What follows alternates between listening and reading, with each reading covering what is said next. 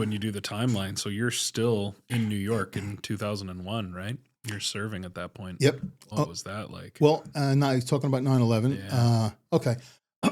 So on 9/11, I was off. Mind you, I was a cop in Nassau County. I was also a volunteer fireman in Massapequa. Yep, Massapequa, because I went from Elmont to Massapequa. And when the first plane hit, everybody, I mean, if the TV didn't say it's a terrorist attack, we all knew, especially when they said this is not a Cessna. And everybody sort of filtered their way to the police station or to the firehouse because now this is the biggest fire ever. So we figured that we probably would get activated or whatever. My captain from the fire department called and said, come down to the firehouse. We're all standing by because they needed everybody's help. We don't know what the heck this is. I went to the police station where we got in a fire department bus, and the second plane hit. And we knew it. We knew it. So we were only about 30 miles from Manhattan. So we all headed there, and we didn't know what we're heading into.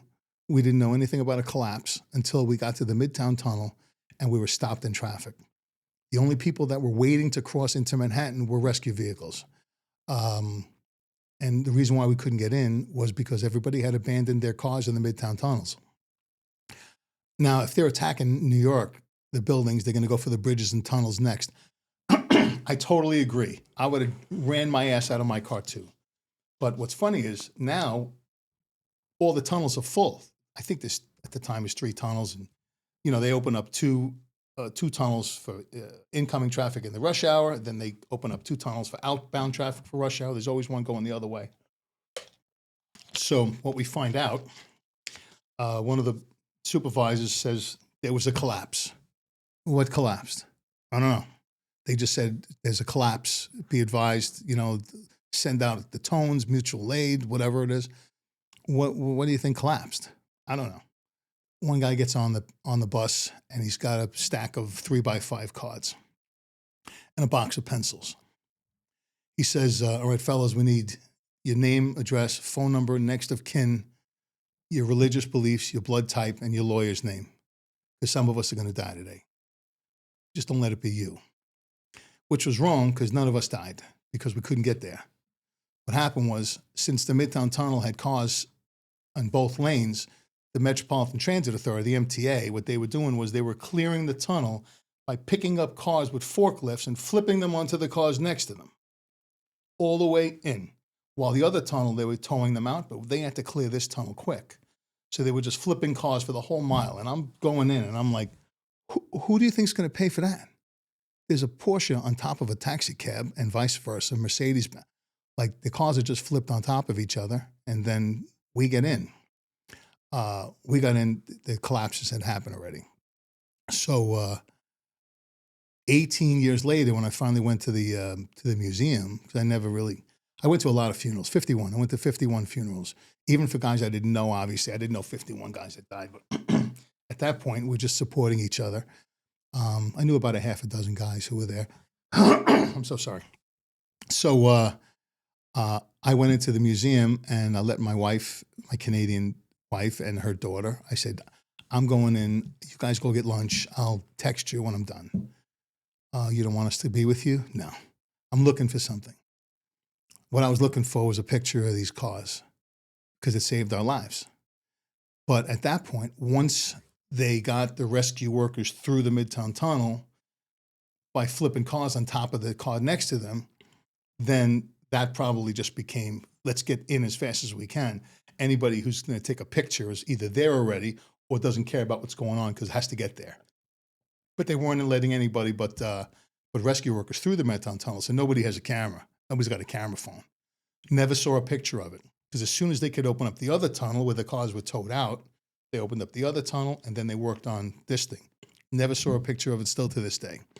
So when I sit in a sauna, the gym, or talking I have an accent, I know. People are like, so what brings you up here? I'm like, oh, the most beautiful girl I've ever met keeps saying yes to me. Oh, good. I'm a retired cop from down there. They ask, what do you do? And I'm like, oh, I'm a retired cop from Long Island. How long were you a cop? 22 years. You a cop during 9/11? Yeah. Oh, wow. can I ask you some questions about it? So I say, if there's any questions that you can ask me that you haven't already had the answer to by 20 years of documentaries that you've seen on TV, like what do you want? What do you want from me? Do you want to hear like a firsthand account of me seeing a jumper impaled on a flagpole, tied up in the flags? Or half a body, like you can't even recognize the body parts you're picking up? Like, what do you want to hear from me? You know everything about 9/11. All of us do. But, you know, the one thing I can tell you about my experience there is back when I was a bartender for the Marriott before I, became a cop, when I was in college. And then I worked until right before I went into the police department. I was still working. Even when I worked for the Giants, I was working a couple nights a week at the bar.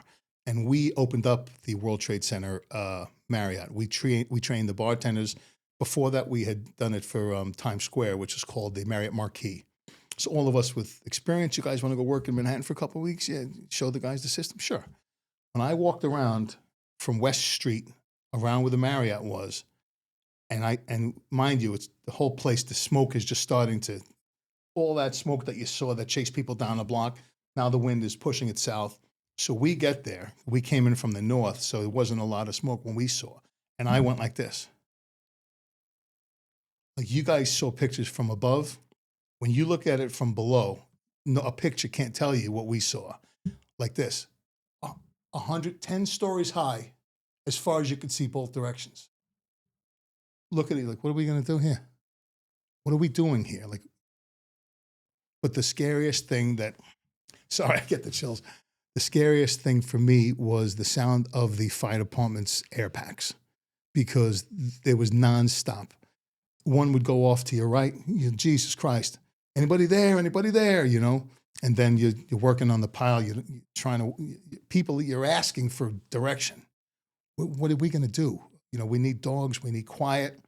There was sounds of rushing air or gas. There was little fires popping up. Every time you heard something, people would run off the pile. You heard what the hell was that? But the spooky fire department packs that kept going off. Now, mind you, we were there. This is a couple of hours ago. They should have went off. So what's making them go off now? Was it somebody's face in the pack that's now disconnected? Was it dust that was holding the air in that's now become unlodged? Exposed. But that was spooky. So, you know what? It was an experience that we don't like to think about and remember, but it was part of our history. The problem now is that, you meet these kids who are, weren't born yet, who don't even know about it. It's like, why isn't this taught? Why isn't, because it causes people to have a bias against certain people. The hell out of here.